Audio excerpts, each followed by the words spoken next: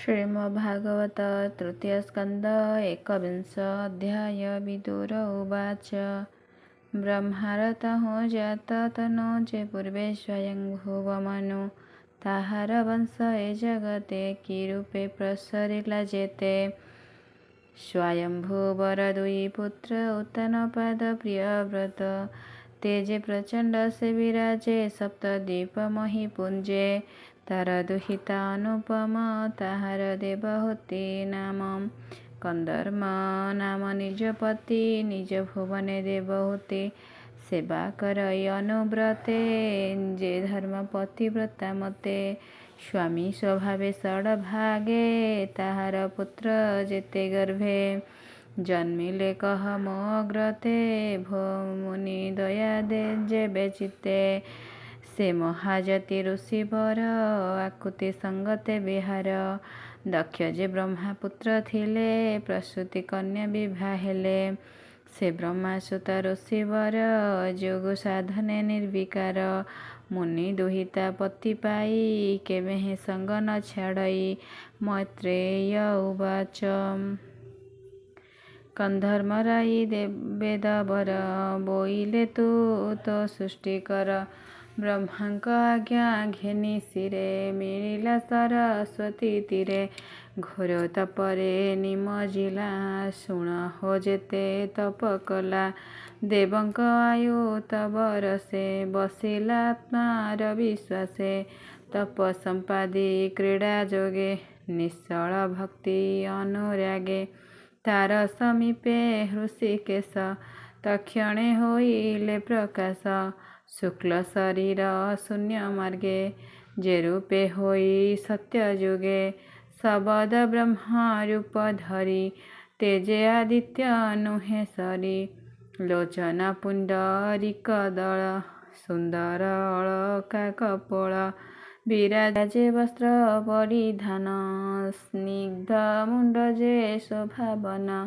किरीट कुंडल विराजे शंख कमल गदा साजे चक्र विराजे दक्ष करे तेजेण दश दिगपुरे स्मित अधर रंग बेनी विराजे निज तेज घेनी सुंदर हास मन मोहे कोटि कंदर्प रूप सोहे गरुड़ कंधे आरोहण अमूल्य रत्न विभूषण सुरंग अनुग्रह मुख देखन्ते हरे भव दुख ब्रह्मावर से तपस्रमे जे रूपे बहे उपश्रमे श्रीवत्स्य चिन्ह हृदय साजे कौस्तुभमणि कंठ माझे शून्य मंडले विष्णु देखी उठिला सन उपेखी रोमहर से कलेबर नयने पुरे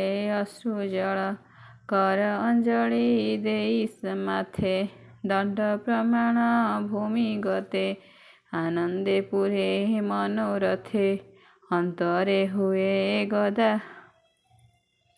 गतागते भोनाथ तोर दर्शन निर्मल कला मनयन जे रूप देखिबार वर्थे जोगो साधंती मुनि सन्थे भोनाथ तुम्भर चरणे जीवर परम कारणे तो पाद पद्म आश्रय करी भवसागरु जंती तरी ए भाव छाड़ी ये संसारे विषय सुखे आश्रय करे नरके जाई से ही मते से तोते पाई बेके मन्ते से ही प्रकारे मन मोर कल्पई विषया गोचर तोरो आदेशे सृष्टि धर्मे कल्पित गृहस्थ आश्रमे से गृह कर्म धेनु प्राय कुटुंब जन मन मोहे तोरो चरण कल्पद्रुम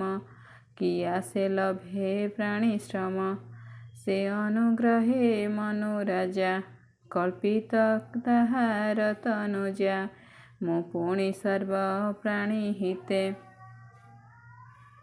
जेमन्ते तो चरणागते बळि निवेदी गृह धर्मे ଯେମନ୍ତେ ରାମ ଆଶ୍ରମେ।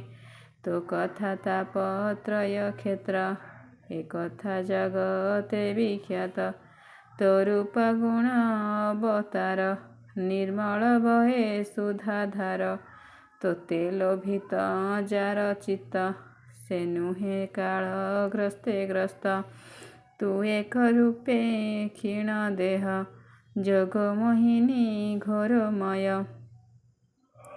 କରଇ ସୃଷ୍ଟି ସ୍ଥିତି ଅନ୍ତେ, ଯେ ତୋର ଆଜ୍ଞା ଘେନି ଖ୍ୟାତେ। ଭୋନାଥ ତୋହର ମହିମା, କେ କହିପାରେ ଗୁଣ ସୀମା। ଏମନ୍ତ ମୁନି ବାକ୍ୟ ଶୁଣି, ଗରୁଡ଼ କନ୍ଧେ ଚକ୍ରପାଣି। ଜ୍ୟୋତି ସ୍ୱରୂପ ଶୂନ୍ୟେ ଥାଇ କହନ୍ତି ମୁନି, ମୁଖ ଚାହିଁ ଶ୍ରୀ ଭଗବାନ ଉବାଚ। ଶୁଣଃ ପ୍ରଜାପତି ସୁତ, ମୁହିଁ ଜାଣଇ ତୋର ଚିତ୍ତ। ତୁ ଯେଣୁ ପୂଜି ମୋ ଚରଣ, କଳ୍ପିଲୁ ସୃଷ୍ଟିର କାରଣ। ତୁ ଏବେ ସାବଧାନେ ଶୁଣ, କହିବା ତହିଁର କାରଣ। ତୋ ପୂର୍ବେ ପଦ୍ମଯୋନି ତନୁ, ସମ୍ଭୂତ ସ୍ୱୟଂଭୁବ ମନୁ। ଏ ବ୍ରହ୍ମା ବଂଶେ ରାଜା ହୋଇ, ଭୁଞ୍ଜନ୍ତି ସତଦ୍ୱୀପ ମହୀ। ତାହାର ଶତ ରୂପା ନାରୀ, ସ୍ୱରୂପେ ଲକ୍ଷ୍ମୀ ରୂପେଶ୍ୱରୀ। ସେ ଏକ ଦିନେ ଏକ ମତେ, ମୋ ରୂପ ଦେଖିବାର ଅର୍ଥେ। ଏ ତୋର ସମୀପେ ସାକ୍ଷାତେ, ମିଳିବେ ବେନି ଦିନ ଅନ୍ତେ। ତାର ଦୁହିତା ଦେବହୂତି, ରୂପେ ସମାନ ନୁହେଁ ରତି। ତାର ବୟସ ରୂପ ଗୁଣେ, ଅପରେ କେ ଅଛି ପ୍ରମାଣେ। ତୋ ରୂପ ଅତି ମନୋହର, ତୁ ତାହା ଅନୁରୂପେ ବର। ସେ କନ୍ୟା ସମର୍ପିବ ତୋତେ, ଯେ ବିଧି ବିଧାନ ଉକତେ।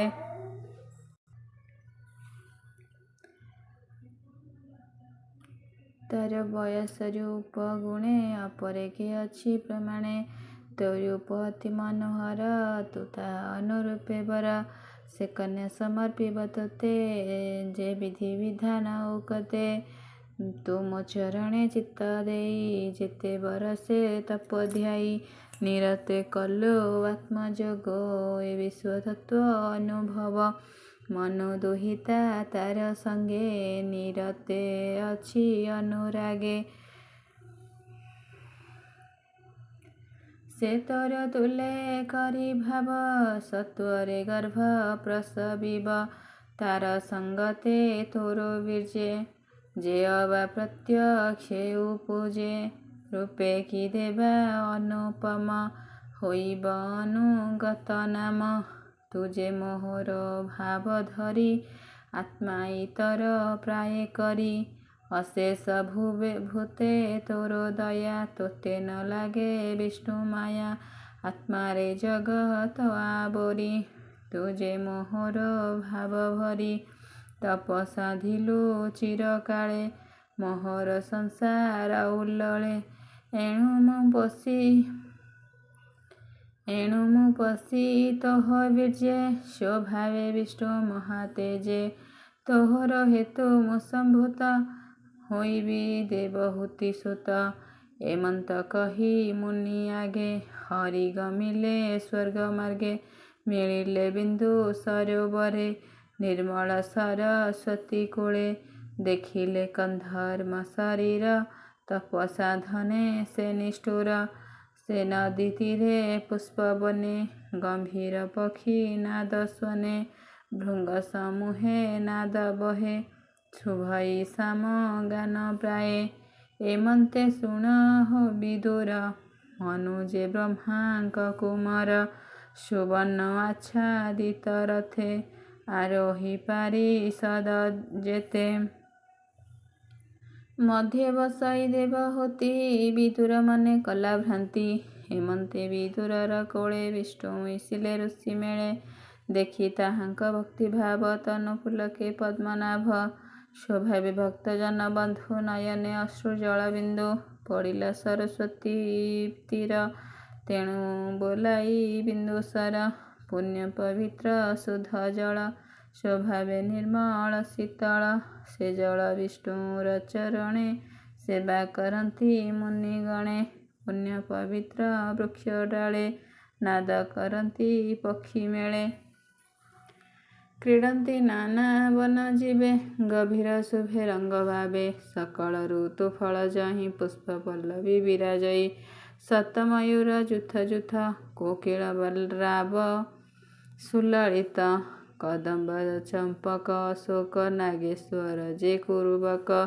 କରଞ୍ଜ ପନସ ଅସନ କୁନ୍ଦ ମନ୍ଦାର ଚ୍ୟୁତବନ।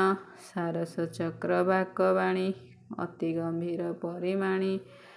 ଗୟଳ ସଲଭ କୁଞ୍ଜର କୁରଙ୍ଗ ହରିଣ ଶୂକର। ପାନର ଗୁଲାଙ୍ଗୁଳା ସାଜେ ବକୁଳ କସ୍ତୁରୀ ବିରାଜେ। ସେ ତୀର୍ଥପରେ ଆଦି ରାଜା ରଥେ ମିଳିଲେ ମହାତେଜା। ଜଳତ୍ର ଦୁହିତା ସಮೇତେ ପ୍ରବେଶ କଲା ରତ୍ନପଥେ। ଦେଖିଲା ମୁନିକ ବଦନ ସ୍ୱଭାବେ ତେଜ ହୁତାସନ।